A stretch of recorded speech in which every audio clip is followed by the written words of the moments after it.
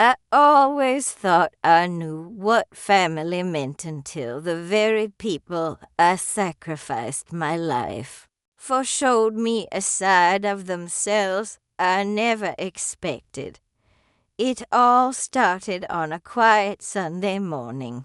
The sun had barely risen, and the smell of coffee filled the kitchen.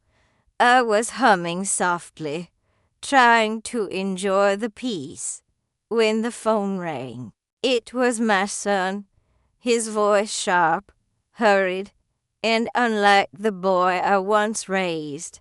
"Mom," he said, not even greeting me properly, "I need you to understand something.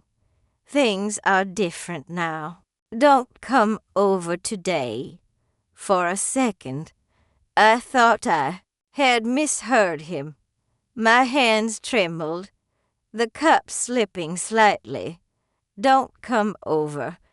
It's Sunday. We always have lunch together," I replied, my voice soft, almost pleading. There was a long pause. Then he sighed.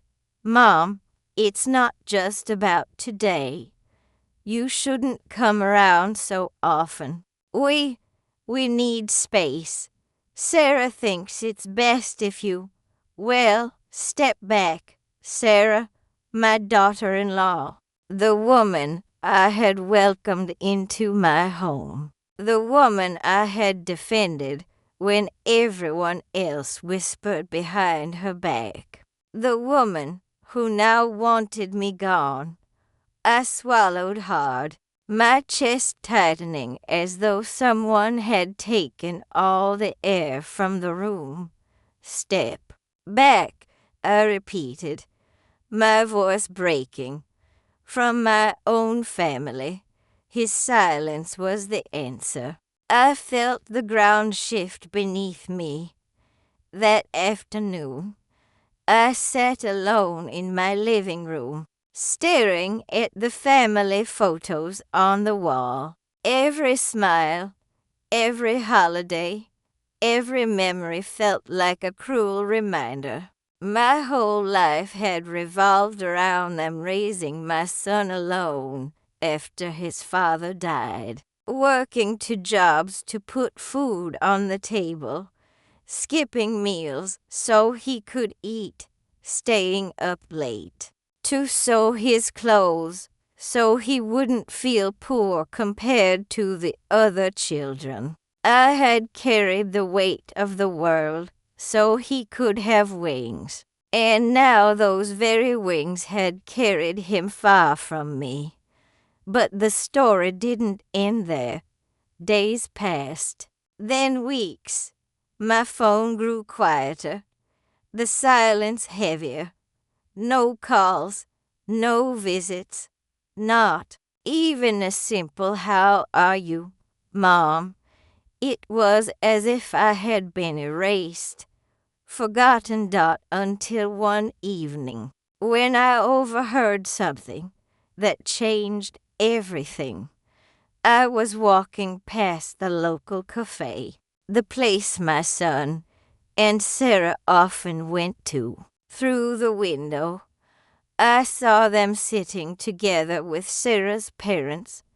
They were laughing, talking about future plans. I froze when I heard my name. "Your mom," Sarah scoffed, her voice laced with disdain. "She's old, fragile, and frankly, she doesn't add anything to our lives. We don't need her dragging us down."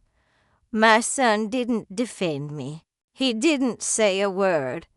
He just nodded, smiling faintly, as if agreeing the world around me blurred. My chest felt tight, my legs weak. How could the child I had given everything to sit there in silence while his wife dismissed me, like I was nothing? That night, I cried, not the soft kind of tears that fade after a moment.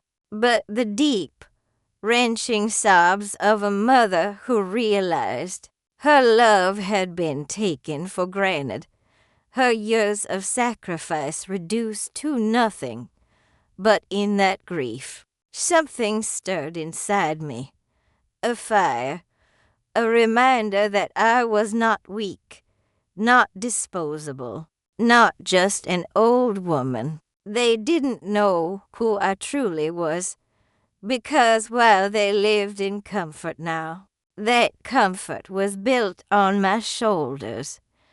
They had no idea about the savings I had tucked away, the property I still owned, the quiet strength I carried even in my old age. They thought they were pushing aside a helpless woman, but they were underestimating the wrong person. The next time they saw me, I wasn't going to be the mother who begged for a seat at their table. No, I was going to be the woman who reminded them whose table it really was. And when the truth came out, when they realized what I had been holding back all along, the shock on their faces would be a moment I would never forget, because I was done being invisible.